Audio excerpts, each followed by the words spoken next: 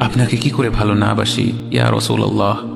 যখন আপনি আমাকে ভালোবেসেছেন সেই 1400 বছর আগে, যখন আপনি আমাকে মিস করতেন, আশা করতেন যেন আমার সাথে দেখা করতে পারেন, অথচ তখনও আমি জন্মই হইনি।